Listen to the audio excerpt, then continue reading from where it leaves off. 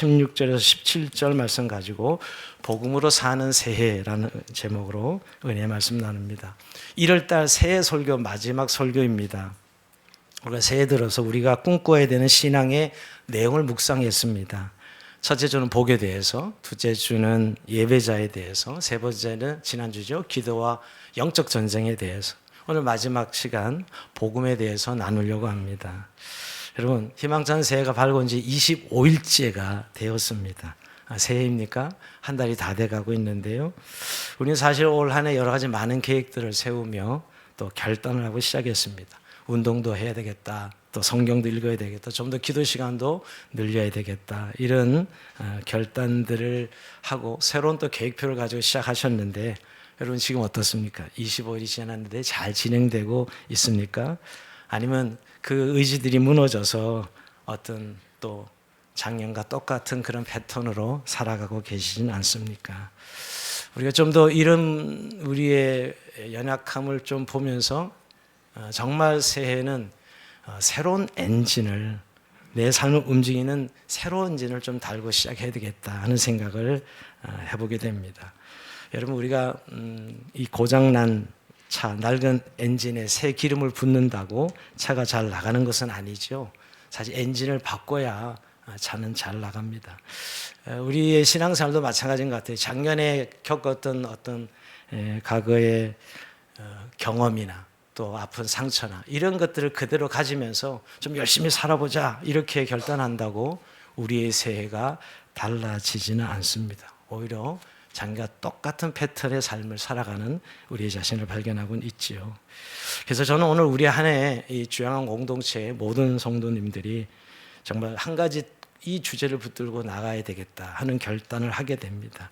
우리 목회 오늘 이 중심도 복음 중심 그랬는데요. 우리의 목회 핵심 가치가 복음을 다시 한번 생각하는, 다시 한번 복음을 붙들고 시작하는 그런 새해가 돼야 되겠다고 결단해 봅니다. 근데 여러분, 듣기에는 또 복음인가 늘 하는 이야기인데 라고 생각할 수 있습니다. 이미 복음은 우리가 세례 받을 때 다 알고 지나온 것인데 또 복음을 이렇게 묻고 싶을 수도 있습니다. 그러나 여러분, 그렇지 않습니다. 복음은 우리 신앙의 입문 과정이 아니라 우리의 인생 전체를 이끌어가는 우주적인 에너지입니다. 변함없는 우리의 삶의 방법이요, 길이지요. 그게 복음입니다. 오늘 바울은 그런 의미에서 16절에 이렇게 선포합니다. 이 복음은 모든 믿는 자에게 구원을 주시는 하나님의 능력이 됨이라. 여기 능력이라고 표현했는데 헬라어로 두나미스입니다.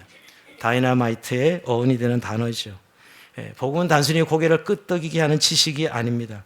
우리의 인생에 고착된 죄의 습관을 끊어버리고 무기력한 삶을 뒤집어버리는 폭발적인 힘이 바로 이 복음입니다.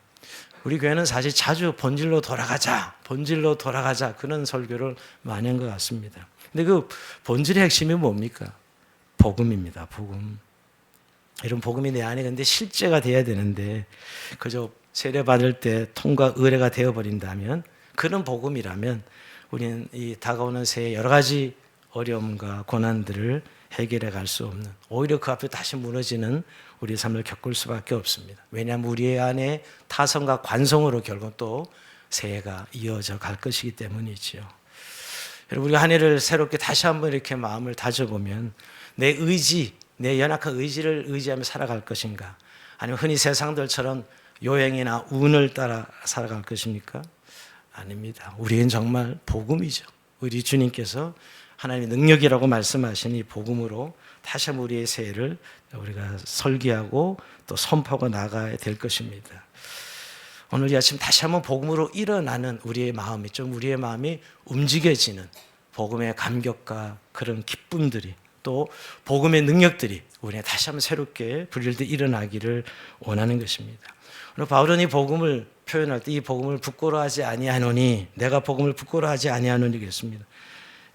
그러면서 오늘 이 부끄러워하지 않는다는 건 단순히 자랑스럽다 이런 표현을 하기 위한 것이 아닙니다. 나는 이 복음을 위해 목숨을 걸었다, 이런 의미죠. 바울은 이 복음을 알았기 때문에요, 모든 믿는 자에게 구원을 주신 하나님의 능력이라는 사실을 그는 알고 믿었기 때문에 이런 고백을 할 수 있는 것이지요. 근데 여러분, 우리가 알고 있는 복음은 좀 이 바울이 고백하고 있는 복음과 거리가 있을 때가 있습니다. 그 첫 번째가 교리화된 복음입니다. 교리화된 복음이죠. 뭐 이런 것입니다. 예수님이 십자가에서 내 죄를 대신 지셨고 내가 그 사실을 믿으면 죄 사함을 받고 천국에 간다. 원래 이게 복음이죠. 틀리지 않습니다. 그러나 맞는 말이죠. 그러나 문제는 이 설명으로 복음이 끝나버릴 때입니다. 그래서 이 정도로 설명이 끝나면 복음이 아닙니다. 그래서 이렇게 믿는 믿음은 죽어서 천국 가는 티켓이 되는 것이, 복음은 그저 죽어서 가는 티켓 정도밖에 되지 않습니다. 이 땅의 삶의 실제와는 거의 상관없는, 마치 사후에 죽음은 해당되는 사후 보험 정도밖에 되지 않는 것이죠. 이건 복음을 너무 작게 축소한 것입니다. 이렇게 우리가 믿는 복음은 사실 우리의 현재 살아가는 삶에 전혀 변화를 주지 못합니다. 두려움은 그대로고요. 염려는 그대로 염려하고 세상 사람들과 다를 바 없는, 그저 죽어서 천국 가는 정도의 티켓 하나 붙들고 있는 신앙에 지나지 않습니다. 아무런 능력도 나타나지 않죠. 어릴 때 부모님들 가끔 부적 하나 써줘가지고 너 갖고 다니면 야, 너 잘 될 거다. 일이 잘 되고 그 정도가 뭐가 다르겠습니까? 만약에 우리가 이 교리화된 복음을, 그래서 예수 믿고 천국 간다라는 정도 알고 그냥 살아가는 건 내 마음대로 살아가는 삶이라면 그거는 복음이 아니지요. 또 하나의 왜곡된 복음이 있다면 도덕과 윤리 수준의 복음입니다. 이성적인 분들이 이런 복음을 많이 믿고 있는데요. 이런 것이죠. 예수님 십자가를 지셨으니 우리도 주님을 본받아 착하게 살고 사명 감당 헌신하자. 예, 맞습니다. 이게 틀린 말은 아니죠. 그렇게 사는 게 얼마나 중요해. 아까 첫 번째 받은 좀 더 성숙한 복음이죠. 그러나 복음의 핵심은 아닙니다. 복음의 핵심은 사실 기쁜 소식이에요. 유한겔령이 하는 이 복음이라는 단어는 기쁜 소식이죠. 오히려 기쁜 소식인데, 만약 예수님이 정말 우리에게 그렇게 좋은 일을 하셨는데 나도 예수님의 정말 그렇게 헌신해야지라는 이 이야기가 너무너무 좋은 이야기지만 시간이 지나면 짐이 됩니다. 부담이 됩니다. 그러니까 여러분, 예수님께서 고생했으니 너도 고생해봐라, 이렇게 들리는 것이지요. 이게 무슨 춤출 만큼 기쁜 소식이 되겠습니까? 그렇지 못하죠. 오히려 부담스럽고 무겁습니다. 즉 은혜가 도덕으로 바뀌어지는 순간 복음은 기쁜 소식이 아니라 무거운 짐이 됩니다. 왜 이렇게 예수를 믿으면서도 자꾸 짐이라고 느껴지고 부담이 되고 점점 지치는 것? 이 우리가 믿는 복음이 정말 기쁜 복음이 아니고 저 도덕과 윤리 수준의 복음에 머물고 있기 때문입니다. 그 복음은 은혜가 아니라 요구가 되죠. 오히려 선물이 아니라 과제가 됩니다. 그래서 사실 도덕과 윤리 정도의 그저 열심을 내라 하는 정도의 복음으로밖에는 들려지지 않습니다. 여러분, 근데 진짜 복음이 뭘까요? 정말 기쁜 소식이 돼야 됩니다. 죽은 아들이 죽은 전에 살아왔다. 이 정도. 와, 이런 기쁨과 감격이 있어야죠. 내가 정말 갚을 수 없는 돈을 누가 다 대신 갚아줘가지고, 야, 내 빚이 완전 탕감됐다. 그럴 때 얼마나 기쁘겠어요, 여러분. 여러분, 비유가 되지는 않겠지만, 그 정도로 뭔가 우리 안에 복음은 기쁨인 것입니다. 그러니까 복음은 우리가 뭔가를 해야 되는 것이 아니라 이미 일어난 기쁜 사건을 받아들이는 것이에요. 우리 자꾸 복음 그러면 뭔가 자꾸 해야 된다는 생각을 하는 것 같습니다. 그래서 자꾸 종교적 열심과 열정으로 나타내야 된다 하는 것이죠. 물론 우리 예수님의 삶을 본받아 따라가는 건 당연하지만 그 자체가 복음은 아닙니다. 복음은 여러분, 우리 안에 정말 내 인생을 바꾼, 내 일생 최대의 사건이요, 나의 존재를 바꾼 사건이잖아요. 그 소식이 내 안에 정말 기쁨과 감격으로, 그래서 그것이 능력이 되는 것이 진정한 복음이지요. 오늘 여러분, 사도 바울이 이렇게 목숨 걸고 전했던 복음은 어떤 것입니까? 단순합니다, 사실. 예수가 십자가에 죽으셨고 사흘 만에 다시 살아나셨다. 그리고 우리의 왕이 되셨다라는 것이죠. 강조하면 이 정도로 정말 심플하게 말씀할 수 있습니다. 그런데 여기 이 세 가지 논제 중에 가장 강조되는 게 예수님이 부활하셨다는 겁니다. 여러분, 사복음서 예수님의 이야기가, 예수님의 삶의 기록을 보다가 사도행전에 딱 넘어가면 사도행전에서 이 사도들이 윤리나 교훈을 먼저 말하지 않습니다. 예수님의 기적 사건을 말하지 않아요. 여러분, 예수님의 많은 이야기 있었잖아요. 여러분, 사복음서에 얼마나 예수님 많은 이야기 있어요. 근데 제자들은 예수님의 그런 기적 사건의 교훈을 말하지 않고 한 가지였어요. 예수님이 부활하셨다라는 것과 그 일에 우리가 증인이다. 이걸로 사실 사도행전에 복음을 전하면서 그 찌질했던 제자들의 모습은 사도행전에 완전히 다른 자들의 모습으로 나타납니다. 여러분, 2000년 전에 한 사람이 살아난 것이 왜 나에게 기쁜 소식이 되는 것인지요. 오늘 바울은 예수님의 부활로 인해 세상이 완전 달라졌다고 보았습니다. 예수님께서 부활하심으로 죄의 권세가 깨졌고 어둠과 사망의 권세가 무너졌고 악의 세력에 결정적인 패배를 당했다. 이렇게 선포하고 있죠. 여러분, 그 당시에 이제 로마 황제가 새로 즉위하면 그것을 복음이라 불렀어요. 기쁜 소식이라고. 로마 황제가 교체될 때, 로마 황제가 죽어서 새로운 황제가 등장하죠. 그러면 복음을 그랬습니다. 왜냐하면 세상이 달라졌기 때문이죠. 사명령이 선포되고 억울한 자가 풀려나고 새로운 질서가 세워집니다. 새로운 황제가 등극하니까 여러분. 바울은 그 이미지를 그대로 가져와서 오늘 이 복음을 설명하고 있는 거예요. 예수께서 부활하셔서 우리의 왕이 되셨다. 우리의 인생이 완전히 바뀐 거, 변화된 인생을 그 비유 들어 설명하고 있기도 합니다. 즉 만왕의 왕 예수께서 왕이 되셔서 즉위하셔서 우리를 억누르던 죄의 모든 감옥에서 우리를 자유케 하셨다. 인생의 문제가 뭐예요? 죄의 문제거든요. 우리의 인생을 뭐 돈의 문제, 환경의 문제, 상황의 문제 하지만 결국 다 죽습니다. 결국 이런 사망의 문제를 해결하는 것은 그 죄의 원인인 결국 사망의 원인은 죄였고 그 죄의 문제를 해결하러 오신 분이 예수 그리스도고 예수가 부활하심으로 이 문제를 해결하신 죄의 감옥에서 우리를 자유케 하셨다라는 것. 이게 진짜 복음입니다. 그래서 예수님께서 부활하심으로 하나님 나라가 시작되었고 예수가 왕이다라는 것이 이게 복음의 핵심입니다. 근데 중요한 것은 여러분 지금도 그 예수는 살아 계시며 여러분 부활하셔서 우리의 왕이 되시고 우리를 다스린다가 복음이에요. 2000년 전의 사건을 기억되는 게 아니고 그 예수가 부활하셔서 우리의 왕이 되셔서 지금도 우리 안에 살아 계시며 통치하고 계신다. 이게 진짜 복음이지요. 우리가 지식으로 그냥 2000년에 그런 사건이 일어났다고 기억하는 것과 지금 그 부활하신 그리스도가 우리 안에 살아 계시다. 그의 통치권을 인정하는 자들 그의 삶은 예전 삶과 그대로 살아갈 수 없는 것이지요. 그래서 여러분 예수의 부활 사건 이 복음의 고백은 그저 종교적 고백이 아닙니다. 우리의 인생을 전체를 뒤흔드는 왕이 바뀌었다는 말은 통치자가 바뀌었다는 말이에요. 내 인생의 주인이 이제 내 자신에게서 하나님으로 바뀌어졌다는 선언이죠, 여러분. 이게 복음입니다. 복음의 현재성이죠, 여러분. 예수가 왕이 되면 무엇이 달라지는 것입니까? 더 이상 두려움이 우리의 삶을 지배하지 못하는 것입니다. 실패와 과거가 우리의 인생의 판결, 우리의 자신을 증명하는 판결문이 될 수는 없습니다. 돈과 환경과 조건이 우리의 주인이 될 수는 없는 것이죠. 그래서 여러분 우리가 정말 예수 그리스도가 우리의 왕이면 어떤 고난도 어떤 환경도 그 어떤 사단도 우리의 가는 이 영생의 길을 믿음의 길을 막을 수가 없는 것입니다. 예, 괴롭힐 수는 있지요. 고난을 줄 수는 있죠. 그러나 여러분 그 길을 막을 수는 없습니다. 왜냐하면 그리스도가 우리의 왕이시기 때문이에요. 여러분 믿으십니까? 그리스도가 우리의 왕이시기 때문에 그리고 불안에 끌려다니지 않습니다. 왕의 자녀는 노예처럼 살지 않습니다. 그리고 미래를 두려워하지 않습니다. 그분의 통치권이 있는 나라, 그 나라인데 미래라고 우리가 두려워할 이유가 무엇이 있습니까? 여러분 그러면서 복음은 우리의 내면의 평안을 주는 그런 심리적 게임이 아닙니다. 세상을 다스리는 통치권자가 바뀌었다는 거대한 지각 변동에 대한 선포입니다.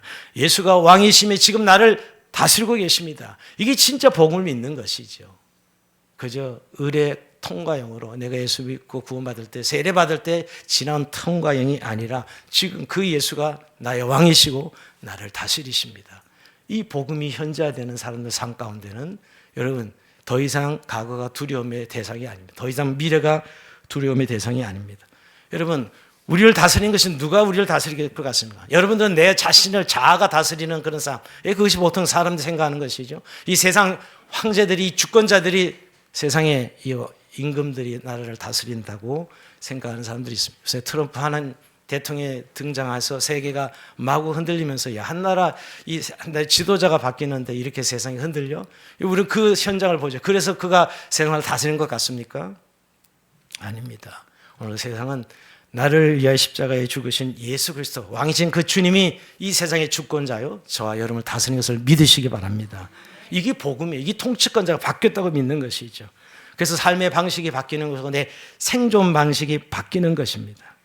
톰 라이터 같은 사람은 자기 책에 복음은 이것이 복음이다 이렇게 서술하고 있어요. 복음은 과거에 실제는 일어난 세상을 바꾸어 놓은 어떤 일이다. 한 사람의 부활 안에 만민을 구원하는 사건이 일어났다 이러면서 미래에 실제로 일어날 어떤 일이다. 어느 끝엔가 다시 오실 때 당신이 만드신 세상을 다시 만드시고 완성하신다는 것이다. 그 중간지대에 사는 우리들은 그 복음을 들었을 때 복음은 이제 지금 나의 생각, 나의 존재 방식, 세상을 보는 안목 자체를 완전히 바꾸어 놓게 될 것이다. 이렇게 표현하고 있습니다. 여러분, 이렇게 우리가 복음을 명제로 그런데 우리가 이 조항으로 자꾸 받는 이 문제예요. 복음을 모르지 않습니다, 우리는.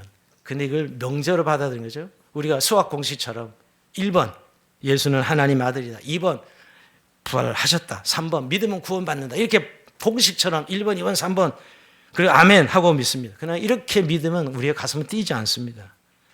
여러분, 공식을 외우는데 뭐가 뛰겠어요? 이렇게 문장으로 교리로 받아들이는 복음 말입니다. 정보로 받아들이는 복음. 우리가 이 부분을 빨리 청산해야 돼요.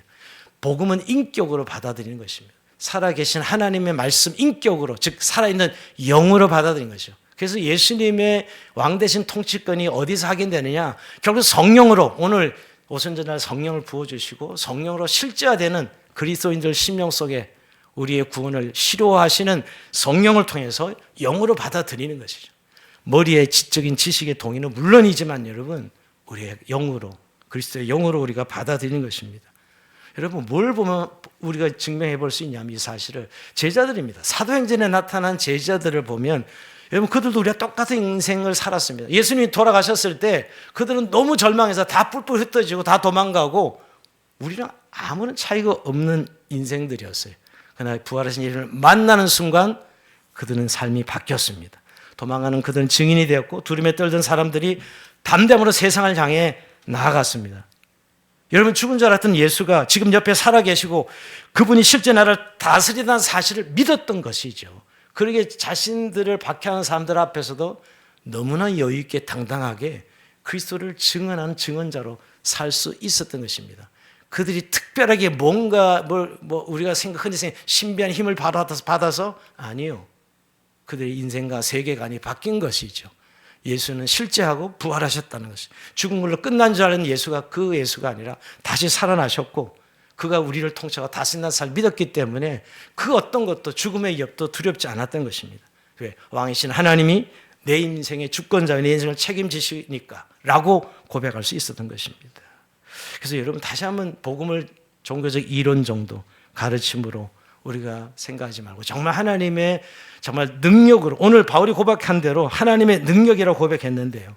이게 왜 능력이 될 수밖에 없냐면 이게 인간의 노력으로 이루어진 인간의 의가 아니라는 거예요. 오늘 17절에 보면 하나님의 의가 나타나서, 복음에 하나님의 의가 나타나서 믿음으로 믿음에 이르게 한다고 했어요. 하나님의 의가 중요한 거예요. 여러분, 마틴 루터, 우리 종교학자 마틴 루터 그렇게 고민이 많았고 죄의 문제를 어떻게 해결할까? 신부였지만 그는 늘 자기 죄 문제로 고민하고 있었습니다. 그래서 계단도 올라가 보고 모든 고난을 다 경험해 봤지만 해결되지 않았어요. 근데 오늘 로마서를 공부하다가, 로마서를 묵상하다가 이 로마서 1장 17절 오직 의인은 믿음으로 말미암아 살리라, 이 말씀이 그 번개처럼 그의 인생을 바꾸는 말씀이 됩니다. 오직 의인은, 즉 내가 노력해서 되는 구원이 아니고 애써서 되는 구원이 아니라 하나님께서 만들어 주신, 십자가를 통해 이루신 의를 내게 입혀 씌워 주시는, 즉 이신칭이죠. 믿음으로 의롭다함을 얻는 것, 이신득이 이 믿음으로 의롭다함을 얻는 이 진리에서 그는 깨졌어요. 더 이상 내 인생이 내가 움직이는 인생이 아니라 하나님이 내 인생의 주권자여 통치라는 사실을 믿고 바뀌어진, 즉 바뀐 인생을 살게 됩니다. 여러분, 세상은 끊임없이 너 증명하라, 네 자격을 갖춰라, 네 잘남을 계속 훈련하라, 그 계속 증명을 요구하죠. 근데 여러분, 우리는 그에 어떻게 대답할 수 있습니까? 예수가 다 이루셨으니 이제는 우리는 누리라는 거예요. 여러분, 이게 뚱땅지 같은 소리 같이 들리십니까? 여러분, 우리가 사는 삶에 늘 자기 증명을 해야 되는 상황인데 예수가 다 이루어졌다는 거예요. 그게 복음이고 그 우리를 자유케 하는 것입니다. 내 인생, 그래서 모두가 은혜요 은총인 것이죠. 선물로 받은 것입니다.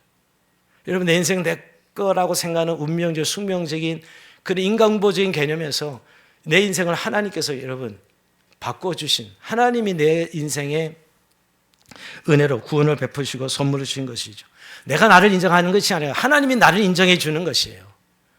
여러분, 다른 사람들에게 인정받을 때 얼마나 기뻐요, 여러분? 아주 뿌듯하시죠. 인간은 기본 인정 욕구에 너무너무 목말라 살아가는 인생들입니다.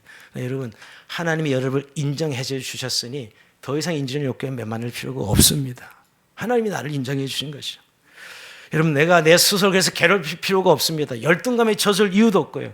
여러분, 내가 과거에 어떻게 살아왔든 내가 복음을 믿는 순간 더 이상 그 과거는 나를 어떻게 할 수가 없습니다. 나를 어떻게 붙잡을 수가 없는 것이. 마귀는 계속 그걸 가지고 나를 괴롭히지만 내가 하나님의 의로 내가 자유케 되고 하나님의 의로 내가 하나님의 자녀가 되었는데 누가 나를 괴롭힐 수 있겠냐고요. 자꾸 사람들에게 태어난 가문, 내 어떤 운명처럼 내 인생을 재단하고 평가해서 늘 그 굴레 속에 벗어나지 못하는 분들을 봅니다. 그게 인생 살아가는 사람들의 모습이죠. 그러나 여러분, 이제 우리는 변화되었어요. 예수가 내 인생의 주인이 되었고 그 예수가 나를 다스리기 때문입니다. 할렐루야. 그래서 여러분 이런 고백을 하는 겁니다. 고린도서 4장 8절에 이게 뭐 유명한 사람의 고백이 아니라 복음을 가진 사람의 고백이에요. 우리가 사방으로 우겨쌈을 당하여도 쌓이지 아니하며 답답한 일을 당하여도 낙심하지 아니하며 박해를 받아도 버림받지 아니하며 거꾸로짐을 당하여도 망하지 아니하고 우리가 항상 예수의 죽음을 몸에 짊어지면 예수의 생명이 또 우리 몸에 나타나게 하려 함이라. 여러분 오해하지 말 거예요. 우겨쌈을 당합니다. 왜 쌓이지는 않는다. 역설이 답답한 일을 당하지 우리도 낙심하지는 않아요. 근데 박해를 받아도 그걸 버림받지는 않습니다. 거꾸로짐을 당하는 일은 있지만 그래도 망할 수는 없는 것이 우리 안에 예수가 있기 때문이죠. 왕이신 그 예수 그리스도. 여러분 그래서 오늘 우리에게 믿음을 이야기합니다. 자꾸 사람들은 현실 또는 어떤 자기 자아의 어떤 심리적인 것들, 감정의 것들을 통해서 인생을 살아가려고 하는데 오늘 믿음은 실제입니다. 오늘 믿음에서 믿음으로 이른다 그러죠. 오직 의인은 믿음으로 살리라 그랬는데 그 첫 번째 믿음은 우리가 구원받을 때 예수님을 영접한 믿음이죠. 그러나 그 다음에 매일 살아가는 게 믿음이죠. 예수가 왕이라고 선포하는 이 믿음으로 매 순간을 살아가는 삶이 이게 구원입니다. 여러분 복음은 천당 티켓이 아니라 매일 이루어가는 구원을 이루어가는 삶이죠. 오늘 바울이 그렇게 고백하고 있는 것입니다. 그래서 여러분 오늘 우리의 신앙이 그저 구원받을 때만 복음이 필요한 것이 아니라 우리의 삶에 살아가는 모든 삶의 여정이 복음으로 사라지는 것이죠. 여러분 자녀 교육 문제로 머리가 아프고 또 질병의 고통 속에 있을 때 여전히 필요한 것은 믿음입니다. 여러분 믿음을 산다는 것은 결국 내 삶의 운전대를 하나님께 맡기는 삶의 태도죠. 내 계산이 아니라 하나님의 약속을 의지하는 것입니다. 복음으로 살아내는 것은 여러분 무슨 대단한 업적을 가지고 뭐 일을 잘 해내는 우리가 그런 기대를 많이 하는데 예수 믿으면 뭔가 잘 되고 잘 해내는 이 우상입니다. 우상. 이 우상 때문에 사람들이 믿음으로 살지 않고 또다시 방법으로 옛날 방식으로 돌아가는 것이죠. 여러분 오늘 눈이 오나 비가 오나 내 감정의 요동치나 상관없이 나를 사랑해서 날 위해 자기 몸을 버리신 하나님의 아들을 믿는 믿음 안에서 살아가는 삶이 복음으로 사는 삶입니다. 여러분 그래서 복음은 실제 사건이에요. 실제 통치입니다. 오늘 우리가 믿어야 할 복음이 실제 사건이고 실제 통치예요. 제가 복음의 능력으로 나타나지 않느냐? 엄밀히 따지면 복음을 믿는 게 아니고 믿는다 치는 거예요. 그 결과를 가지고 싶어서. 믿음은 구원받는다니까. 믿음은 잘 된다니까. 그 결과 가지고 싶어서 믿음을 그냥 믿는다 치는 것이지 믿어야 됩니다. 실제 통치와 실제 사건으로. 정말 내 인생 하나님이 다스림십니까? 라고 물을 때 아멘. 여러분 우리의 삶에 돈이 다스릴 때 얼마나 많습니까? 돈 때문에 우리의 마음이 왔다 갔다 하는 자신을 보면 돈이 하나님이 되어 있는 자본주의 세상에서 그 돈이 하나님이죠. 돈이 주는 어마어마한 유익과 그 어마어마한 힘 때문에 사람들은 세상에 돈을 하나님으로 삼고 살아갑니다. 또 어떤 사람이 권력이죠. 권력 앞에 줄 세우고 내가 잘나고 내가 못나고 잘나고를 타서 줄 세워서 사람들을 평가하고 이 즐거움을 살아가는 세상 권력이 여러분 하나님이죠. 여러분. 그러나 오늘 우리는 그렇게 살아가는 자들이 아닙니다. 하나님이 왕이심을 선포하는 정말 예수 그리스도가 내 인생의 주권자입니다라고 고백할 때 그 주님의 왕되심을 우리는 날마다 승리의 삶을 살 수 있는 것입니다. 말씀을 마무리하려고 합니다. 여러분 우리가 정말 복음은 아직도 교리로 남아있다면 내 삶을 통치하는 왕으로 오늘도 실제는 왕되신 그리스도를 선포하십시오. 물론 여러분 내일 월요일날 딱 삶의 현장에 나가면 다시 세상은 복음의 동산이라기보다 잔혹한 생존 게임의 현장처럼 보입니다. 끝없는 경쟁 속에서 직장에서 성과로 나를 증명해야 되고 사업장에서는 치열하게 경제 살아남아야 되고 자녀 교육의 현장은 마치 넷플릭스의 오징어 게임처럼 누군가를 밟고 올라서야만 할 것 같은 압박감이 가득하죠. 여러분 이런 상황이 우리의 상황이 분명합니다. 그런데 여기서 우리가 복음을 누려야 되는 것이에요. 이 상황 때문에 여러분 복음을 누린다는 게 뭘까요? 주인 행세의 무거운 짐을 내가 내려놓는 거예요. 내가 그걸 다 해결하고 어쩌게 해야지. 여러분 아직도 왕이신 하나님 여러분 주인이 아닌 거예요. 내가 그걸 다 해결해야지 하는 이 짐을 쥐고 있는 거. 그걸 먼저 내려놓으셔야 됩니다. 약간 바보처럼 생각이 될 때가 있죠, 여러분. 여러분 우리의 불안은 다 어디서 오는 거죠? 내가 내 인생의 왕이 돼서 다 해결해야 된다고 생각하기 때문에 자녀들 볼 때마다 불안의 눈빛이 떠나질 않아요. 왜? 내가 책임져야 된다고 생각하고 있는 것이죠. 여러분 오늘 정말 복음을 믿는다면 하나님이 내 인생 우리의 자녀 인생을 책임질 믿고 선포하고 나가시기를 주의 것 축원드립니다. 이번 계약 안 되면 난 그냥 우리 집 망해. 우리 아이 이번 시험 떨어지면 이 완전히 끝이야. 아닙니다. 절대 그렇지 않습니다. 그런데도 불구하고 우리는 그 생각에 사로잡혀서 여전히 생존 게임의 노예로 살아가게 됩니다. 여러분 진짜 복음을 믿는 사람들은 이렇게 고백합니다. 내 인생의 경험권은 나에게 있지 않고 만왕의 왕이신 예수님께 있다라고 선포하는 것이죠. 직장에서 억울한 일을 당하거나 예상치 못한 위기가 왔을 때 복음을 누리는 사람은 비굴해지거나 절망하지 않습니다.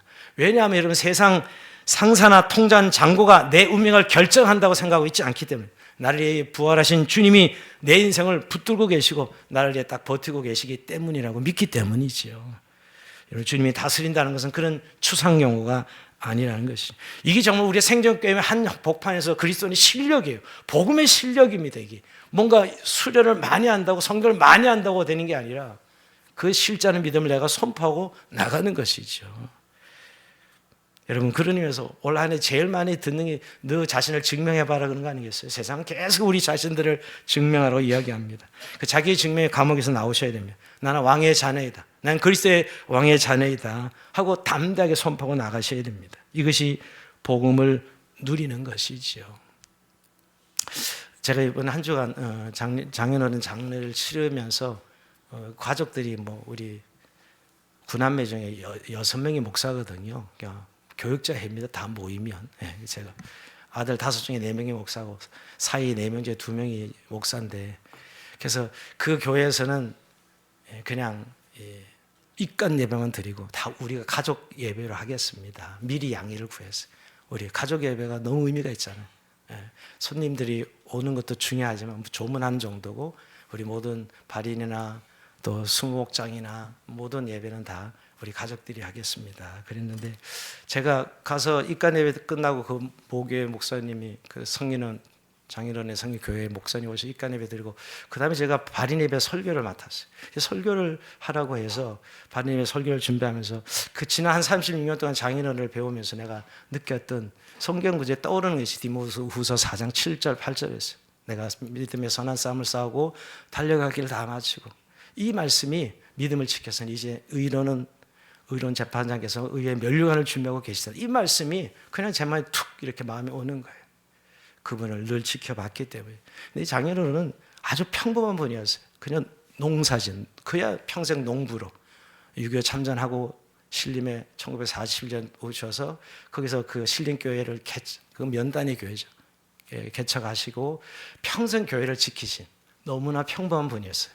그러나 그분을 늘 뵐 때마다 제가 마음에 와닿은 한 번 불평하는 이야기 듣지 못하고 늘 복음에 사로잡혀서 교회, 전도, 하나님의 말씀 늘 그렇게 사셨어요.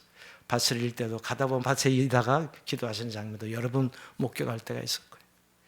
그래서 정말 제가 그 모습을 위해서 그걸 그냥 설교했거든요. 믿음의 선한 싸움을 믿음을 지키고 달려가기를 마친 분으로. 그러면서 교회를 지키는 일에 또 자녀들을 믿음으로 양육하는 일에 자기의 삶을 드리는 세상에서는 볼 것 없지만 그 믿음이라는 그 실체를 붙들고 살아가는 삶 말입니다. 우린 자꾸 어떤 한 사람 인생을 볼 때 업적을 이야기하려고 합니다. 아니요. 그러나 아주 업적은 세상에 잘난 사람들 얼마나 많은데요. 업적이 아니라 정말 무엇으로 살았느냐죠. 정말 주님과 살고 주님을 만날 수 있는 완벽한 복음적인 삶을 살았습니까? 그게 기독교 신앙인데 이 기독교 신앙이 완전히 요즘 다른 모습으로 바뀌어가는 것 같아요. 그러면서 이간 예배 때 그 장로님 섬기던 교회에서 평생을 교회를 섬기시는데 그분이 나중에는 눈물을 적시면서 설교하시는 거예요. 이분의 자리를 누가 채울 수 있을까? 이렇게 교회를 지켜주신 분이 이제 떠나서 빈자리가 얼마나 큰지 감당할 수 없는 그 자리라고 스스로 고백하면서 그리워하게 될 것이라고 고백하는 얘기를 들으면서 그래 우리가 복음을 누린다는 것이 자꾸 무엇을 해내는 것으로 우리가 생각하고 있지는 않습니까? 믿음입니다. 누구로 사냐고 뭘로 사느냐의 문제이지요. 여러분 그래서 복음을 전한다는 것이 예수 믿으세요라고 여러분 그렇게 소리치는 것입니까? 물론 그럴 때도 필요하겠죠. 근데 여러분 결국 우리가 사는 삶의 방식이 바로 복음을 전하는 것입니다. 내가 살아가는 삶의 방식을 보면 야 저기 예수가 있고 하나님의 나라가 있는 거 아니겠습니까? 세상 사람들 돈으로 살아가는 게 아니고 세상 사람들 권력으로 살아가는 게 아니고 자기의 즐거움과 기쁨으로 살아가지 아니하는 삶 말입니다. 그게 바로 복음 전도죠. 다 자기 이익 챙기기 바쁜데 이익에 여유 있고 또 다 사람들이 어떻게 하면 좀 자기 이기적인 관점에 살아가려고 할 때 정말 나누고 베푸는 그런 삶을 보면서 왜 저렇게 살지? 라고 만약에 좀 이상하게 보고 우리 물어본다면 나는 예수가 나의 왕이십니다 라고 한마디면 충분히 복음을 전하는 삶이죠. 여러분 우리가 그렇게 살아가는 것은 하나님의 통치를 믿고 하나님의 완벽한 보상을 믿기 때문이죠. 그분이 내 삶의 주권자요 그분을 믿고 살아가는 삶이기 때문에 말입니다. 하늘의 창고의 주인이신 하나님을 믿기 때문에 손해보더라도 나누는 삶이 가능한 것도 바로 그 이유입니다. 그럴 거예요. 세상이 아니 이렇게 험한데 당신은 대체 뭘 믿고 그렇게 여유가 있습니까? 라고 물어본다면 결국 우리는 바로 예수 그리스도이심이라고 예수가 나를 다스리기 때문이라고 그렇게 고백할 수 있을 것입니다. 사랑하는 성도 여러분 우리가 2026년도를 생존 게임으로 방치하지 맙시다. 좀 더 편안한 노후 편안한 쾌락을 즐거워하는 삶으로 그렇게 한 해를 열심히 살지 맙시다. 정말 우리의 인생의 왕의 즉위시에 초대받은 축제의 장으로 그 어떤 상에도 왕이신 그리스도가 우리의 삶의 주권자의 통치자에서 믿기에 여러분 어떤 고난이 어려움이 와도 우리가 거기에 연연하지 않고 믿음으로 나가는 삶 여러분 부활하신 예수님의 생명이 우리 몸에 나타나기 때문이지요. 우리가 한 가지만 결단하면 됩니다. 내 인생의 주인이 내가 아니라 바로 주님이십니다. 그리고 그의 통치를 내가 오늘도 믿고 순종합니다. 그럴 때 여러분 주님의 나라가 우리의 심령에 이루어질 것이고 여러분 삶 가운데 매일매일 주의 나라가 왕성히 일어날 것입니다. 이 복음으로 사는 새해가 되기를 주의 이름으로 축복합니다. 우리 찬송하면서